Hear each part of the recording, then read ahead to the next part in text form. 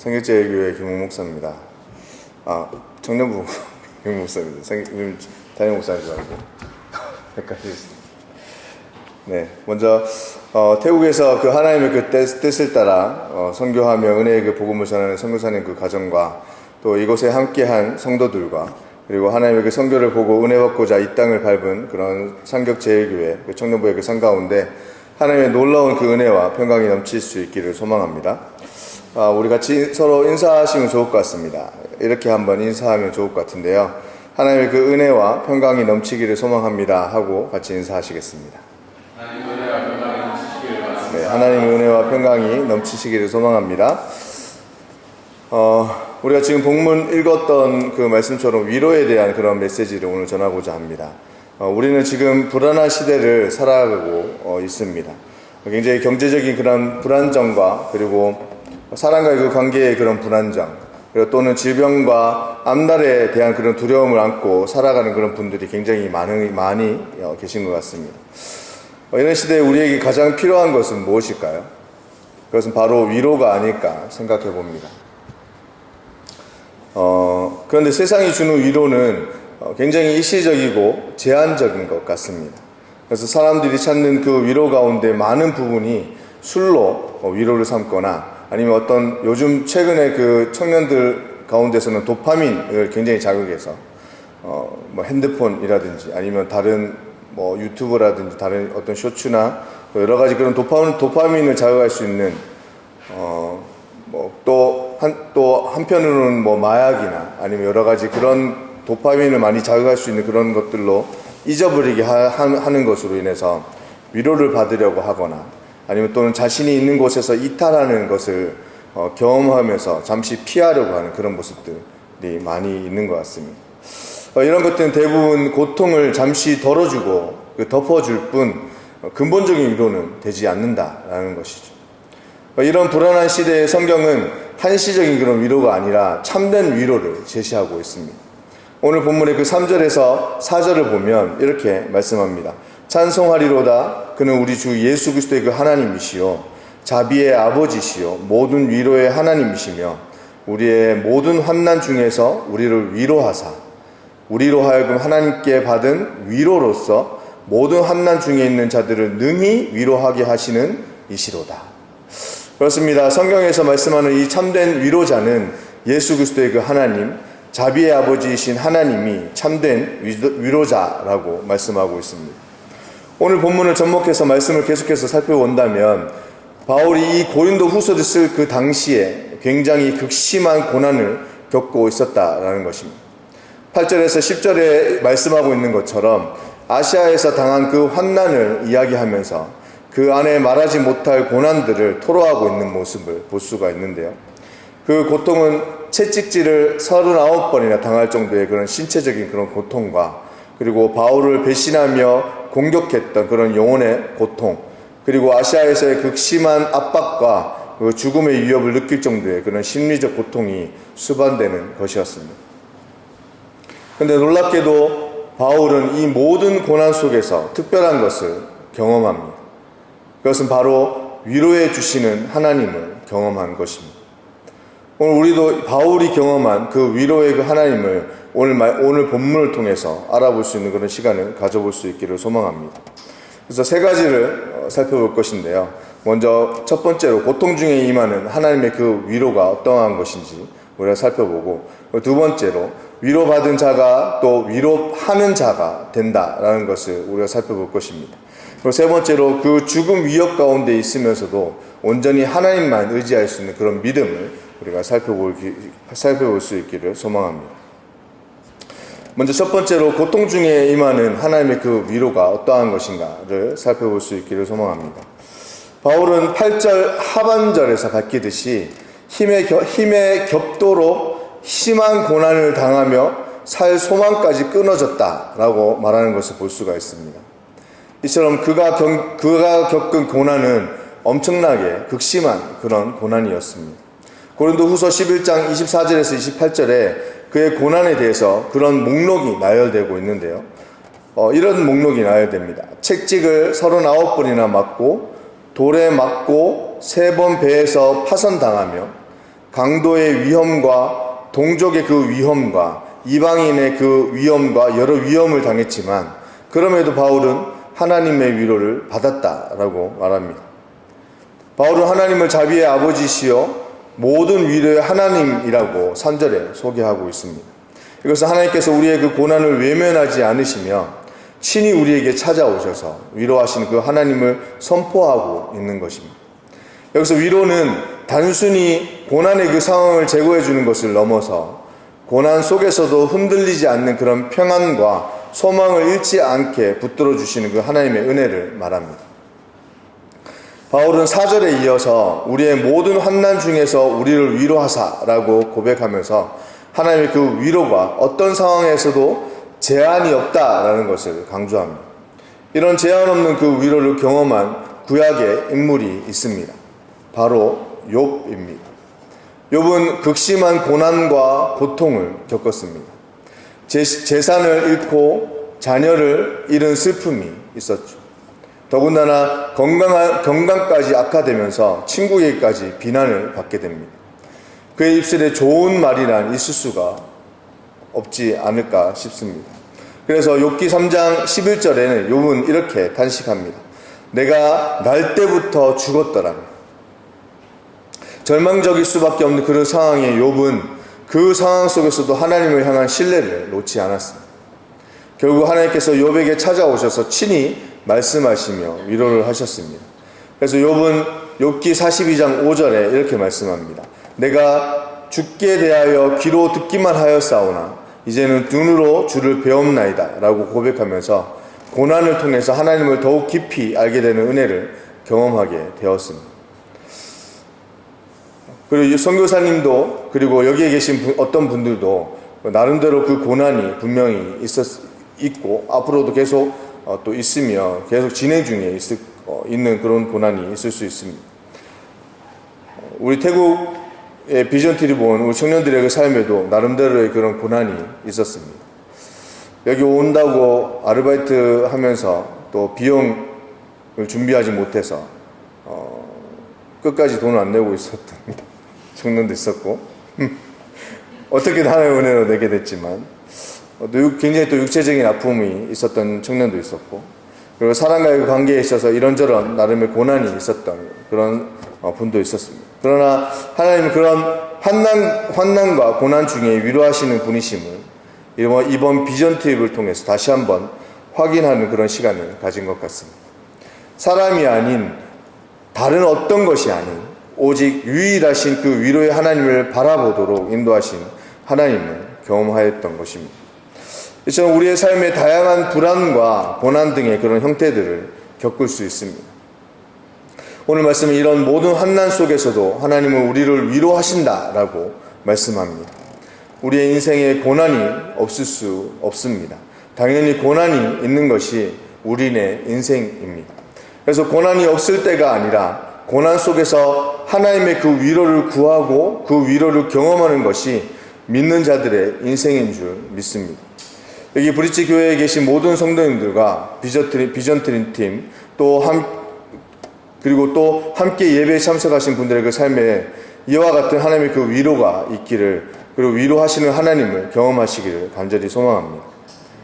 두 번째로 위로받는 자가 위로하는 자가 된다라는 것을 말씀하고자 합니다. 예수 그리스도를 나의 구주로 모신 사람은 특별한 그 주님의 위로를 경험한 사람들입니다. 위로를 경험한 사람들은 다시 말해서 위로할 줄 아는 사람들이죠.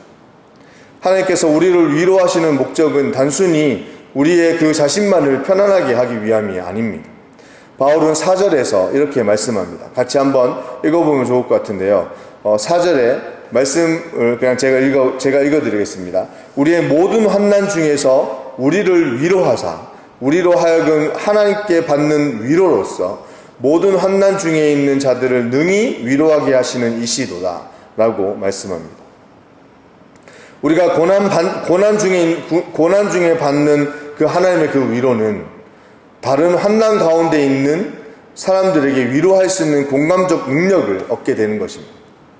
우리의 아픔으로 다른 사람들의 그 아픔을 이해할 수 있는 그 통로가 되고 우리의 상처가 다른 사람들의 그 상처를 싸맬 수 있는 치유의 손길이 될 수 있는 것입니다.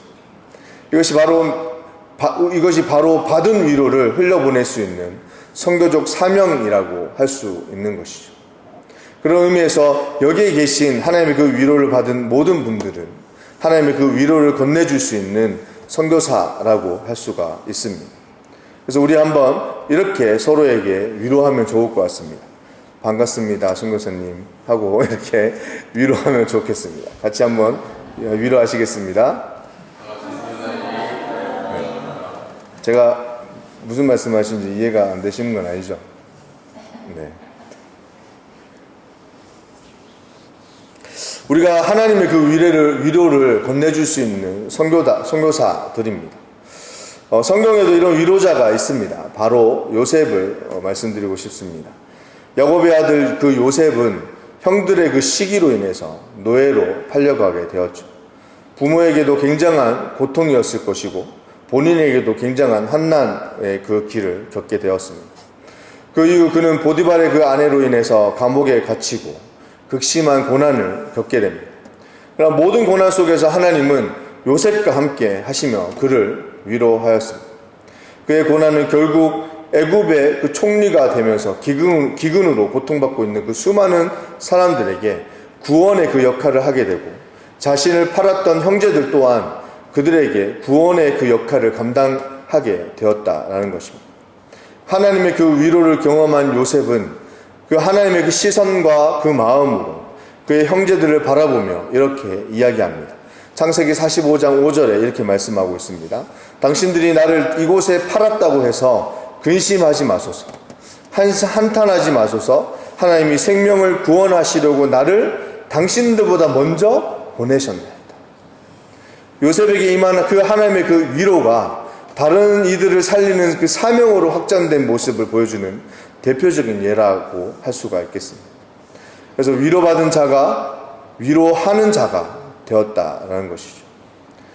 태국의 비전 트립 팀의 그 모든 일정이 이런 하나님의 그 위로를 먼저 경험하는 데 있었음을 고백하지 않을 수 없습니다.